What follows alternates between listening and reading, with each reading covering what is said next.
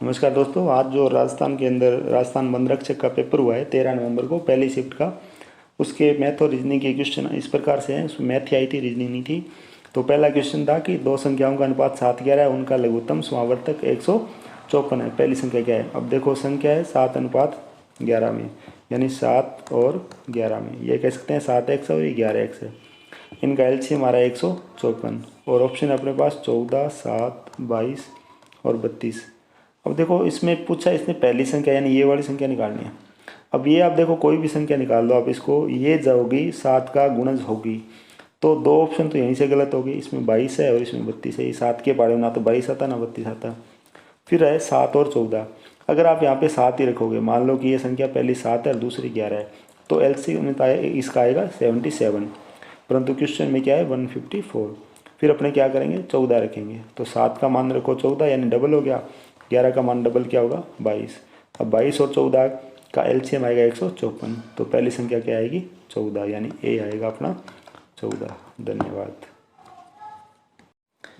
अगला प्रश्न अपना ये है कि एक ही कीमत पर दो मोबाइल फ़ोन खरीदे गए। एक को 30% के लाभ पर बेचा गया और दूसरे को प्रथम मोबाइल के विक्रय मूल्य से 2500 रुपये कम पर बेचा गया। यदि दोनों मोबाइल फ़ोन पर अर्जित कुल लाभ 5% था तो एक मोबाइल फ़ोन पर लागत मूल्य क्या था? देखो जैसे पहला फ़ोन था अपने 100% पे लिया, 30% का लाभ हो गया इसमें। ये अपना प्रॉफिट है, ये कॉस्ट प्राइस है, तो इसका सेलिंग प्राइस जो होगा वो बनेगा 130। नेक्स्ट था अपना फ़ोन 100 का ही था ये पता नहीं, पर ये नहीं पता। दूसरा इसमें ये कह रखा है कि इसमें से 2500 रुपये इसने कम प्राप्त हुए, विक्रय मूल्य इसका कम है 2500। तो इसमें ऑप्शन रखने पे देखो 100 की जगह मैं रखता हूँ 5000 रुपये, तो 5000 का 30% हुआ 1500। तो कुल मिला के फ़ोन बेचा गया 6500 में। अब ये वाला 6500 में बेचा है तो ये 2500 कम, तो ये बेचा गया 4000 में और लिया कितने में था 5000 रुपये में। अब देखो अपना जो सीपी था यानी अपने कितने लगे थे पैसे 10,000।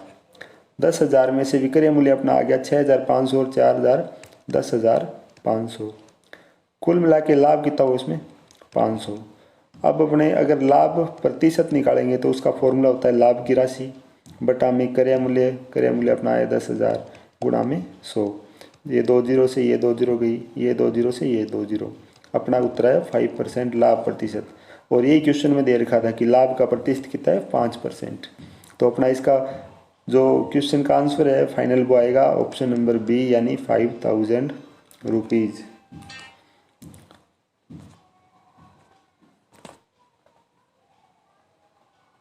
नेक्स्ट अपना प्रश्न था कि दी गई आकृति में अभी ए बी और सी डी समानांतर है तो एक्स प्लस वाई ज्ञात कीजिए। देखो इस तरीके से जब भी कभी ऐसा प्रश्न आएगा तो इसमें अपने कौन डिसाइड होंगे इस तरीके से, ये ऐसे है। अब देखो ध्यान से, अगर ये 40 है तो ये वाला एंगल भी 40 ही होगा, ठीक है। और दूसरा इस तरीके से इसने ये दे रखा है ऐसे बना के, और ये वाला एंगल इसने दे रखा है 40 का ही। अब एक चीज़ देखो कि ये जो लाइन है इस लाइन के ऊपर जो पूरा एंगल बनेगा वो बनेगा कितना 180 का। 180 में से 40 ये गया, 40 ये गया, बाकी कितना रहा 100। ये रह गया 100, यानी ये वाला कौन आ गया अपना 100। ये वाला कितना दे रखा है इसने, ये दे रखा है 30 और ये सारा 40 है तो इसका मतलब ये है 10।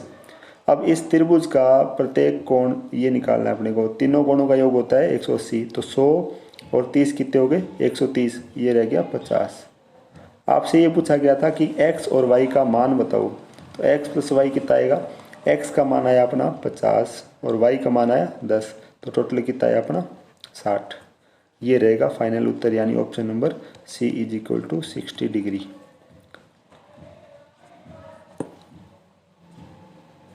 नेक्स्ट अपना प्रश्न था कि x प्लस 1y x बराबर 2 हो, एक्स स्क्वेयर प्लस 1 बटा एक्स स्क्वेयर बराबर क्या होगा। तो इसमें या तो आप इक्वेशन करते क्या करते x प्लस 1y x की स्क्वेयर करते, तो या फिर आप एक काम कर सकते थे, मैं डायरेक्ट यहाँ पे x का मान 1 रखता हूँ, तो 1 प्लस 1 बटा 1 करोगे तो उत्तर आएगा आपका 2। वैसे ही 1 की स्क्वेयर प्लस में 1 बटा 1 की स्क्वेयर करोगे तो उत्तर कितना आएगा अपना 2। तो इसका फाइनल आंसर आएगा 2, ए ऑप्शन।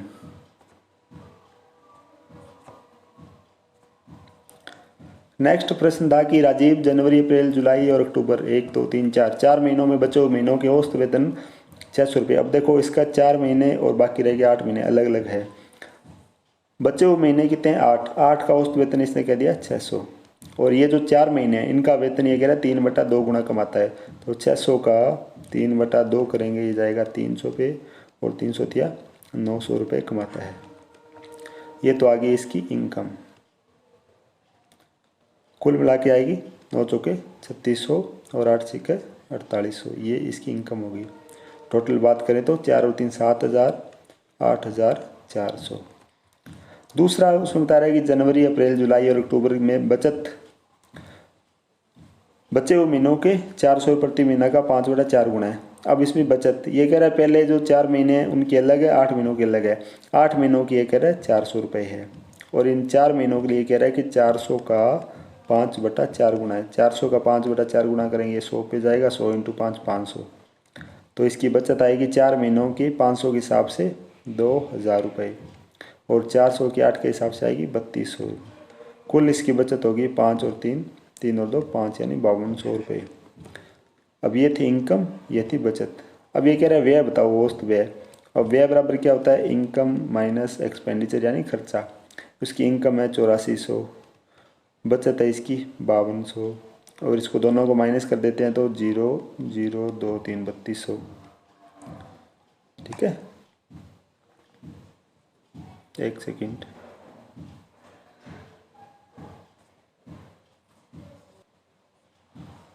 हाँ, इसकी बचत आएगी 8400 में से 5200 गए, अपने आए बचत आई इसकी 3200 रुपये। अब इसने पूछा है कि उसका प्रति महीना औसत व्यय क्या था, तो 3200 रुपये महीने अपने हैं 12। इसको जब डिवाइड किया तो 12 दूनी 24, 8 80, 12 छिक्का 72, 8 80, 12 छिक्का 72, 266.66। इसका अपना आएगा ए ऑप्शन 266.66। आगे दोस्तों क्वेश्चन नंबर अपना 6 है कि एक राशि 3 वर्षों में 1344 रुपये हो जाती है और 7 वर्षों में यह 1536 रुपये हो जाती है, तो वह मूल राशि क्या है?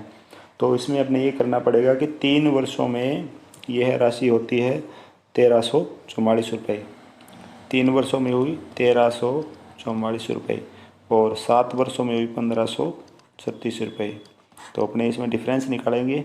वर्षों में तो डिफरेंस आएगा 4 वर्ष, और अमाउंट आएगी ये 1536 में से 1344 घटाने पर 6 में से 4 गया 2, और फिर 3 में से 4 नहीं जाएगा, 13 में से 4 गया 9, और 4 में से 3 गया 192। 4 वर्ष में 192 रुपये राशि बढ़ी है, इसका मतलब बढ़ता हमेशा ब्याज है। तो एक वर्ष में कितना बढ़ा होगा ये? एक वर्ष के लिए अपने करेंगे 192/4, यह आएगा 4 और 8, यानी हर वर्ष ब्याज आता है अपना 48 रुपये। अब क्या होगा, ये जो 1344 रुपये है इसके 2 पार्ट होंगे। इसमें एक में तो आएगा ब्याज और एक आएगा अपना मूलधन।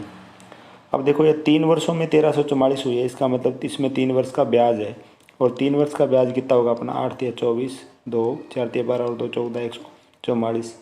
अपने ये कह सकते हैं इसके अंदर 144 रुपये तो ब्याज के हैं, और 1300 में से 144 चले जाएंगे तो बाकी बचेंगे 1200। वो क्या चीज़ है? अपना मूलधन, प्रिंसिपल। आपसे ये पूछा गया था इसमें मूलधन क्या होगा, तो प्रिंसिपल आएगा आपका सी ऑप्शन 1200 रुपये।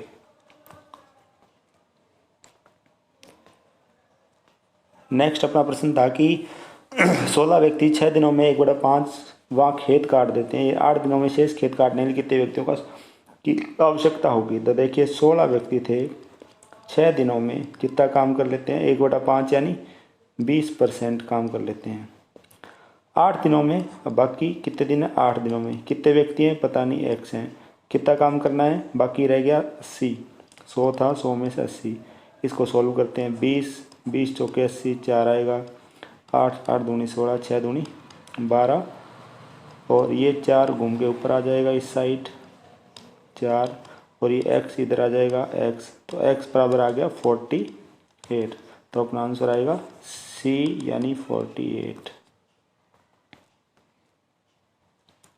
नेक्स्ट अपना क्वेश्चन क्या है? 6 अंकों की वह छोटी से छोटी संख्या ज्ञात करो जो 15, 21 और 28 से पूर्णतः विभाजित हो। अब अपने पास 15 है, 21 है और 28 है। इनसे पूर्णतः विभाजित होने वाली संख्या छोटी से छोटी होनी चाहिए। अब अपने पास ऑप्शन क्या क्या है? 100, 400, 80, 100, 270, 100, 380, 100, 340। अब यहाँ पे एक चीज़ नोट करने वाली है कि ये 15 और 21 है, ये दोनों 3 के गुणज हैं, यानी जो भी उत्तर आएगा वो अपना 3 से डिवाइड होना चाहिए। तो देखो ये इसमें 1, 1 और 4 5, 5 और 8 13, 13 में 3 का भाग नहीं जाता, तो ये ऑप्शन गलत है अपना। 1 और 2 3 और 7 10, 10 में नहीं जाता, ये भी गलत है। 1 और 3 4 और 8 12, 12 में जा सकता है, कंसीडर करेंगे इसको आंसर के लिए। 1 और 3 4 और 4 8, इसमें नहीं जाएगा, खाली इसी में जा रहा है, तो अपना उत्तर ये आएगा।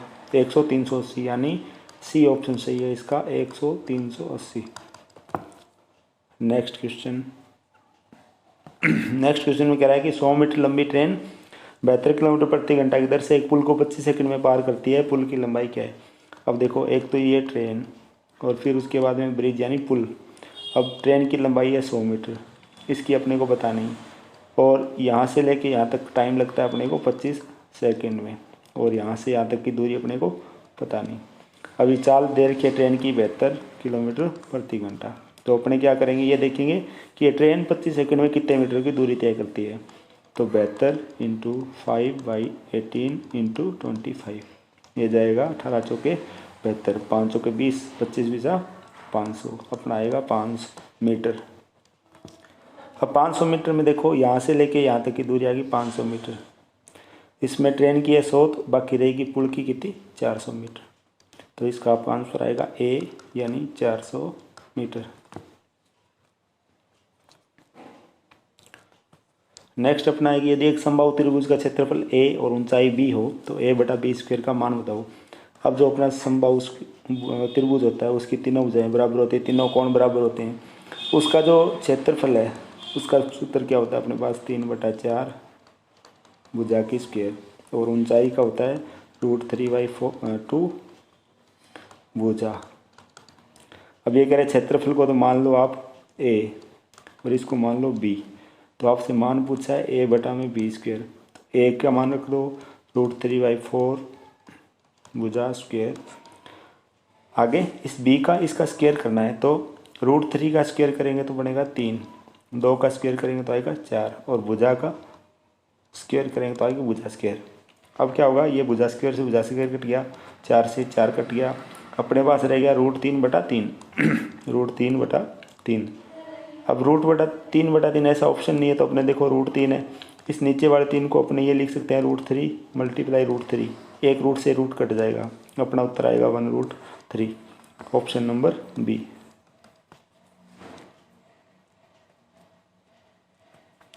अगला क्वेश्चन कह रहा है कि दी गई आकृति में ओ वृत्त का केंद्र है, कोण CBD ज्ञात करें। तो अपने क्या, एक सर्किल है और ये इसका केंद्र बिंदु है, ये इस तरीके से, और ये से ऐसे भिड़ा हुआ है, और ये बना हुआ है ऐसे, और ये बड़ी रेखा ऐसे है, ये वाला कोण दे रखा आपको 100। अब ये अगर 100 डिग्री है तो ये अपना होता है हमेशा ही 50 डिग्री, 50 डिग्री। फिर अपने को पता है कि ये क्या बन गया, एक चक्रीय चतुर्भुज बन गया। चक्रीय चतुर्भुज बनने का मतलब इसके आमने सामने के कोणों का योग 180 होगा। अब ये 50 है तो फिर ये रह गया 130 डिग्री, अपना उत्तर आएगा डी, 130 डिग्री। नेक्स्ट अपना जो प्रश्न है कि यदि की संख्या का 37% 45 है तो संख्या का 87 से 1/2% क्या होगा। अब देखो, जिसको फ्रैक्शन आता है तो ईजी है, ये 3/8 होता है 37%, 3/8, 3/8 बराबर दे रखा है 45, अपने से पूछा है 7/8।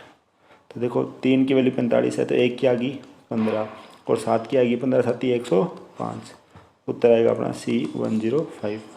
अगर ऐसे नहीं आता तो आप ऐसे कर सकते थे कि 45 है, कितने की वैल्यू है 37.5 की, अपने को चाहिए 87.5 की, पॉइंट से पॉइंट कैंसिल हो जाएगा, 25 के बारे से कर दो, 25 कम 25, 25 5 125, 25 तिया 75, 25 5 125, 15 तिया 45 और 35 तिया 105, अपना उत्तर आएगा 105, यानी सी ऑप्शन 105।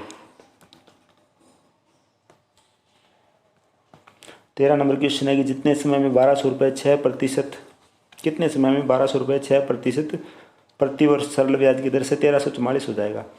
अब देखो 1200 का 6% निकालना है, देखो 1200 अपने आप में है 100%। अब अगर मैं इसकी 1 जीरो उठाऊँगा तो 1 जीरो यहाँ से उड़ जाएगी, 10% आया 120, ठीक है, और 1% निकालेंगे तो आएगा 12। तो 1 से अगर मैं 6 पे जाऊंगा तो इसको गुणा करना पड़ेगा 6 से, इसको भी 6 से गुणा करो, 12 × 72, यानी 6% कितना है 72। 1 वर्ष का ब्याज कितना आएगा अपना 72। अभी 1200 को अपने करना है 1344, 1200 से 1344 कितना बढ़ेगा 144। अभी क्या करेंगे 72 में 72 जोड़ने पे 144 आता है, यानी 1 वर्ष का ब्याज 72 है तो 2 का कितना होगा 144। अपना आंसर आएगा सी 2 वर्ष।